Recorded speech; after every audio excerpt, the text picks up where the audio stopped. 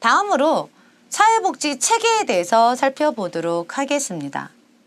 사회복지 체계를 살펴보기 전에 우리는 체계가 무엇인지 알 필요가 있습니다.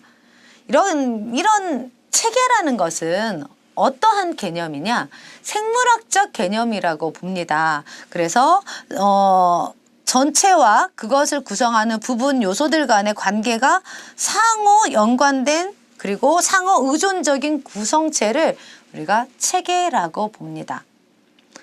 보면 부분 요소들 간의 의존적인 상호관계로 구성 요소들은 전체의 존속에 영향을 줍니다.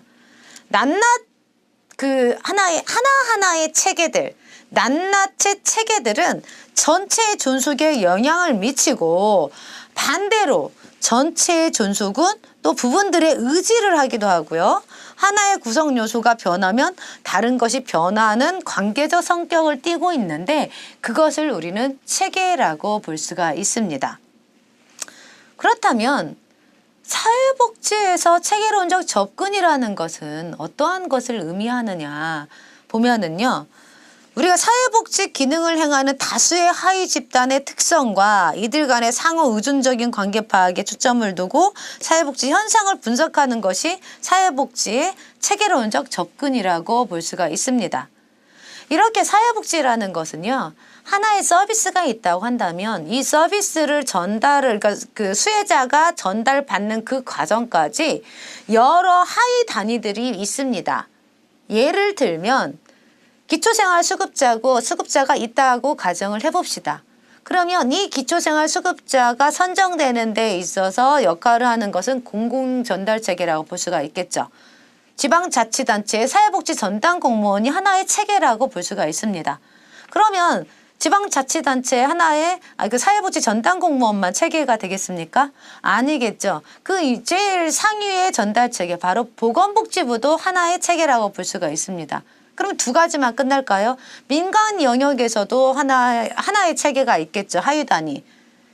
그 수급자가 거주하고 있는 지역에 있는 사회복지관 그리고 사회복지관에 있는 사회복지사 이렇게 서비스를 받는 수급자가 있다고 한다면 이 수급자를 둘러싼 여러 단위들의 어떤 그 조직체들이 있습니다. 그리고 사람들이 있습니다.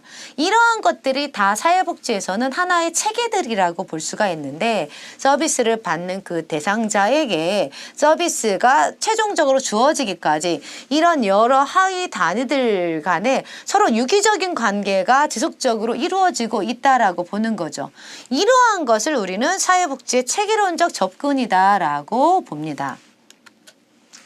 그러면 우리가 이제 사회복지 체계에서 사회 체계와 사회 제도는 어떠한 관계가 있는가 그것을 살펴볼 건데요. 제도와 체계는 서로 다른 개념이지만 혼용되어서 사용되기도 합니다. 제도라는 것은 기능 중심의 정태적인 모습을 강조하죠.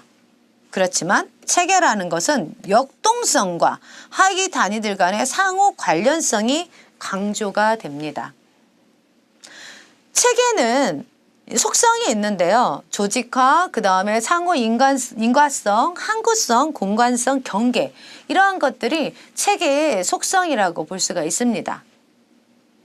조직화라는 것은 체계의 부분 아니면 요소가 서로 관계가 있고 연결되어 있다라고 볼 수가 있습니다.